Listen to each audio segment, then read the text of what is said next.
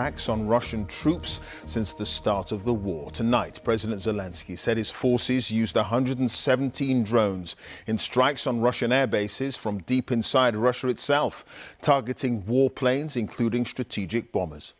Now, the scale of the operation is remarkable, with the strikes hitting at least 4 airfields from western Russia across to Moscow and reaching the country's far east, thousands of miles from Ukraine. The operation, codenamed Spider's Web, comes on the eve of planned peace talks between Ukraine and Russia in Turkey tomorrow.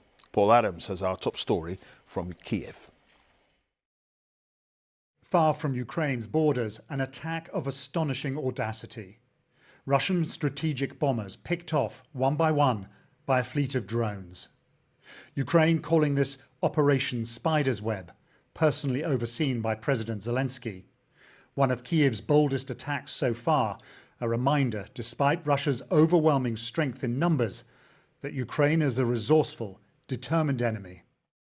Sources say this took a year and a half to prepare. Dozens of drones smuggled into Russia, stored on wooden pallets, loaded onto trucks, driven to distant airbases and launched remotely. Swarms of drones picked up on social media from Siberia to the Arctic Circle. At a petrol station north of Irkutsk, a glimpse of the operation in progress. With smoke already rising behind, a drone emerges from the truck and heads off to join the attack. Moments later, another, and gunfire as police officers try to bring it down.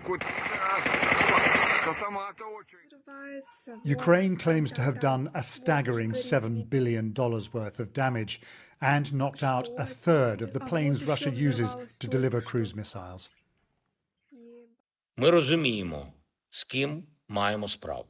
We know exactly whom we are dealing with. We will defend ourselves by every means available to us, available to Ukraine, available to Ukrainians. Not for a single moment did we want this war. We offered the Russians a ceasefire.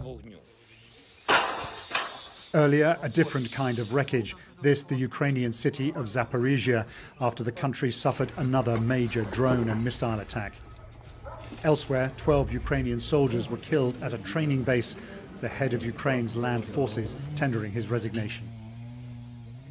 What chance then for another round of peace talks set to take place in Istanbul?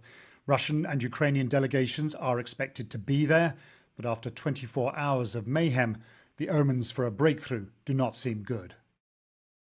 Paul Adams, BBC News. We're going to get more from Paul in a moment, but as he was just saying, this